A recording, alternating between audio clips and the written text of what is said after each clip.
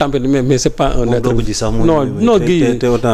un être placide, il n'est pas du tout violent moo tax Guy dafa taxaw di ko seetaan mais pour dire tout simplement moo tax man dama jàpp ne Guy problématique bi mu soulevé mooy dëgg c'est-à-dire que CEDEAO nan lañ war a mën a nangoo PNUD ñëw day wax loolu te mënuñu te PNUD sax ñi mu ñu critiquer les chefs d'État mais le parlement de la CEDEAO mais c'est une institution boo xam ne bon qui a toute son indépendance par rapport même à l'institution exécutive de la CEDEAO mais li ma la wax rek mooy c'est-à-dire que ñun suñu institution yooyu jibi sous-régionales yooyu c'est-à-dire moo tekkiwul dara au moment où les pays sont en train de en tout cas de sortir de la CEDEAO Guy Marius Sagna ñëw waxaat li xamuloo lu mu war a tekki mooy que ñi nga xam ne ñoo jiite CEDEAO dañu war a taxawaat def benn taxaw seen le parlement de la CEDEAO la lan lay jariñ kan moom moo xam rek tey ne ma. c'est-à-dire njëriñam lii la kan moo ko mën wax personne. PNUD boobu ñëw indi rapport boobu pourtant PNUD ñoom seen i mission en tout cas li ñuy wax le renforcement de la démocratie loolu lépp da ci bokk de or ñoom gis nañ ne beaucoup de pays de la CEDEAO ne sont pas des pays démocratiques. ki nga xamante ne tey muy Aminata Ibrahima boobu moo jiite parlement de la CEDEAO nekk togolaise mais Guy a attaqué même son président. Oui. En disant que on veut faire tout simplement du Togo une propriété de Gnassingbé. Oui. Tout simplement te loolu mooy dëgg. waaw léegi nag Guy Marius Sagna ñëw poser problème boobu en tant que député c'est-à-dire africain de la CEDEAO. Ce n'est pas le Sénégalais qui parle. Les gens ont voulu croire que c'est un problème entre la Côte d'Ivoire. Non, ce n'est pas un problème entre la Côte d'Ivoire et le Sénégal. C'est un problème purement au niveau de l'Afrique. Et bon, toutes les réactions ont été positives à l'endroit de Guy Marius Sagna. Parce que voilà ce que les gens aujourd'hui attendent. La CEDEAO des peuples, mais pas la CEDEAO des présidents. CEDEAO président bi nag moo waral ne tey chaque fois bu coup d'état constitutionnel amee président yi na pat. moom di wax noonu. Respecter je ne sais pas les présidents là mais Alassane Ouattara lui il a fait un putsch constitutionnel ba nekk dem troisième mandat. Macky Sall a voulu faire un putsch constitutionnel mais les Sénégalais s'y sont opposés. Fort moom Gnassingbé moom chaque fois moom constitution bi depuis 2005 ba léegi day remodeler rek. tripatouiller tripatouiller ba fi ñu toll nii ba 2029 ba 2029 il sera encore président bu 2029 jotee aussi. mu tripatouiller waat def comme ni papaam defoon rek ba kanam moo tax nag guy ne leen yéen bu yàggee yéenay indi coup d'état militaire yi parce que bu ngeen fi bëggee toog ne kenn du fi jógee lii moo war lan moo tax les militaires prennent le pouvoir te mooy dëgg encore. léegi nag problématique boobu gii posé ñoom dañ ci waroon am benn njàngat daal di taxaw def benn taxaw seet xam ne l'institution parlementaire de la CEDEAO que quand même c'est une institution de rien du tout comme aujourd'hui la CEDEAO aussi c'est une comment dirais-je une structure de rien du tout parce que CEDEAO bi amul benn njariñ en tout cas man de gisuma benn njariñ bu mu indil suñu peuple yi PNUD boobu ñuy wax aussi c'est le programme des Nations Unies pour le développement PNUD boobu. mais ban rôle le Sénégal di jouer ci décision régionale yi am.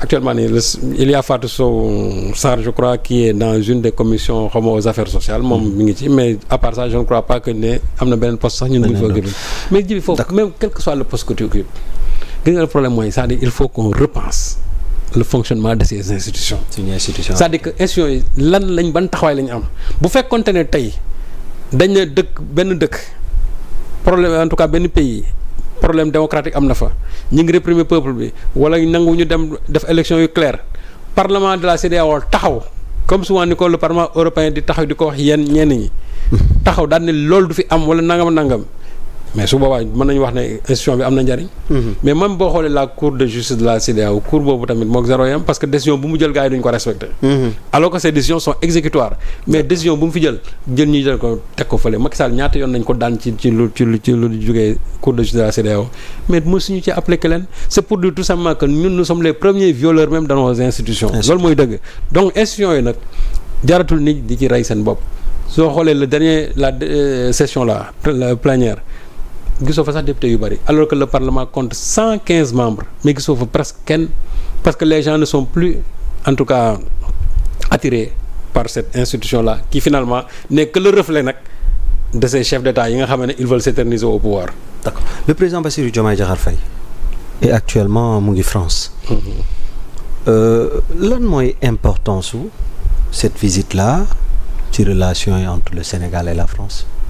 waaw mais xam nga. avec solos tamit déplacement mais Djibi xam nga ne c'est demain l'ouverture des Jeux Olympiques. C'est demain. L'ouverture des Jeux Olympiques. Mais Jeux Olympiques, Djibi, mais c'est la compétition sportive la plus illustre du monde. C'est la seule compétition qui peut réunir presque plus d'une centaine de chefs d'État. Coupe du monde de football amul loolu. Coupe du monde de football lu mu bëri chefs d'État yi bu ñu doon dem ay 20 lañu mais fii tous les pays sont représentés. Chef d'État yi bu ñu demul seen bopp seen chef de gouvernement ñooy dem wala ñu yóbbu seen ministre des Affaires étrangères. te en dehors même de cet aspect diplomatique politique diplomatique. Mais même les géants de la finance mondiale fa la ñuy ñëw. Elon Musk mi nga xam ne moom Twitter. X moom ma nga fa. Le patron de Coca-Cola ma nga fa. Le patron de de TikTok le chinois là ma nga fa. Le patron de Alibaba ma nga fa. Et d'autres encore les géants de la finance mondiale ña nga fa. Tout le monde. Donc ça veut dire que c'est un rendez-vous encore d'affaires en même temps. C'est une compétition sportive mais c'est un rendez-vous d'affaires. waaw mais lu toll noonu chef d'État yi dem fa di fa daje mais quand j'entends des gens dire que Bassirou Diomaye Faye lu mu fa dul wut. Bassirou dafa war a dem d'abord il y a nos athlètes qui sont là-bas tey ce matin j'ai vu des photos où il est allé rendre visite à ces athlètes-là ne serait-ce que pour ça de booster tout simplement leur ardeur mais loolu du dara. Et les gens ont dit que oui réew mi mais réew mi lan moo fi am présentement c'est-à-dire lan mooy problème réew mi ñun dañoo nekk sous tension dañoo nekk dans l'instabilité dañoo nekk ci ay problèmes. Le président là au moment où l'ensemble des chefs d'État se trouvent à Paris ñu ne Bassirou Diomaye Faye ne doit pas y aller et puis les gens bëgg ko méngal ne woy parce que dañoo xam ne rupture France ak nangam mais Djibi ñun. Sénégal dafa métti. mais Djibi Sénégal dafa romp ses relations diplomatiques avec la France. On n'a pas rompu. non tey la relation yi gën a dox. Mais Sénégal souverainisme bi ñu doon wax ce n'est pas parce que tout simplement dañoo war a am suñu relation diplomatique. Le premier partenaire économique du Sénégal c'est qui mais c'est la France. Sénégal moo métti. Le problème mooy xam nga ñoom lu ñu wax dans nos rapports avec en tout cas les autres pays les autres puissances mooy des relations gagnant-gagnant. On ne doit pas rompre de relations diplomatiques avec en tout cas les pays yenn pays. Mais tout simplement revoir nos coopérations avec ces pays-là. Léegi mu nekk maintenant des coopérations gagnant-gagnant ku ci nekk da nga ci am la nga ci war a am mais li bon mooy ngay def une coopération boo xam ne déséquilibrée. Mais quand j'entends ñenn ñi woy France nag mais kon dañ ko bëgg a tere France léegi ba du fa dem même quand on n'a pas de relation diplomatique avec la France war na fa mën dem. Donc ce rendez-vous là nga xam ne fa la ñëpp war a dem. te aussi ñun nous organisons les Jeux Olympiques de la jeunesse nag. en 2026 suñ paree dañuy jox lenge yi sax. pour ñu ñëw ñun ñu def. yoo xam ndaw ñee ko moom. donc comment veut-on quand même empêcher. au président waaw moom laa la moo tax nag ma ne ñiy gouverner aussi bu ñu may nopp ñi nga xamante ne chaque jour ñi ngi ci ñaxtu am na ñoo xam ne ni tey te loolu vraiment nañ leen ko may la nouvelle opposition dirigée par mon ami Thierno Bocoum. moo géré opposition. Actuellement nii lui c'est le chef de l'opposition politico-médiatique aussi Bougane de mayu ko dara. waaw mais ñoom ñaar ñoo koy xëccoo mais man jàpp naa ne jàpp naa ne Thierno Bocoum aujourd'hui et le moom Thierno bokkul woon ci ay élections mais jàpp naa ne nag c'est le nouveau leader politico-médiatique de l'opposition précisé. waaw donc je crois que gis naa ko daal muy jël yenn prise de position yi mais am na loo xam aussi nit du ko wax daal. Parce que ils disent que oui les insulteurs là bu ñu bëggee tere insulte tey ça crée un malaise je crois que loolu que le connaissant loolu c'est pas son profil quoi non c'est quelqu'un que j'aime très bien que je respecte et qui me respecte mais je crois que am na loo xam moom même dans une adversité am na loo xamante ni waru ko wax daal. waru ko wax parce que ne serait-ce que moom jëmmam profil am ak ni ñu ko xamee am na loo xam ni kenn du ko cautionner des insultes d'où que ça vienne moom waru ko cautionner. ñu ngi ma fi wax nii jàpp nga ne loolu position bu dëgër la. loolu la ñi cité nii ñi feeñ nii neen dañuy opposé. waaw mais xam nga tu sais la nature a horreur du vide quand les ténors dégguñu leen ñi nga xamante ne ñoom xam nañ ne ñii ce sont les vrais ténors politiques les Khalifa Sall les comment dirais-je bon entre guillemets Amadou Ba peut-être qu'il va faire son baptême de feu dans l'opposition aussi bon plus les Déthié Fall et autres les Malick Gakou xam nga ñooñu ba léegi kenn déggu leen et à juste raison aussi.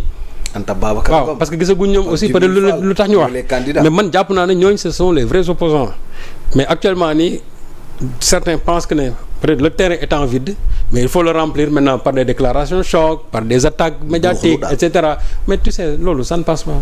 Les attaques médiatiques là, ça ne passe pas. Les dénigrements médiatiques là, ça ne passe pas. Moi, je crois que aujourd'hui, le seul discours politique qui tient, c'est un discours politique sur le terrain, et c'est un discours politique qui, concrètement, s'attaque actuellement au bilan partiel de ce que le gouvernement a fait presque en moins de 4 mois. Moi, je crois que c'est là où on attend l'opposition. Donc, il faut élever le niveau du débat. Comme l'a dit le professeur Bamba Diagne. Il faut élever vraiment le niveau du débat. Mais quant à vouloir vraiment d'ouguti ay insultes, ou ay nominations, ou ay appel à candidature, pour moi, lolo, autant se taire vraiment que de passer tout son temps à parler pour ne rien dire aussi. Parce que aussi, je crois que ça, c'est une perte de temps. Voilà. Donc, déclaration politique générale. En tout cas, au niveau de l'Assemblée nationale, les 3 groupes parlementaires représentés, ils avaient fait un groupe pour réfléchir sur la réactualisation de certaines dispositions de l'Assemblée nationale. Donc, ça devait se faire lundi, mardi. Normalement, mercredi, on doit rendre le travail au président de l'Assemblée nationale. Donc, jàpp nañ ne suñ ko réactualiser ba nga xamante ne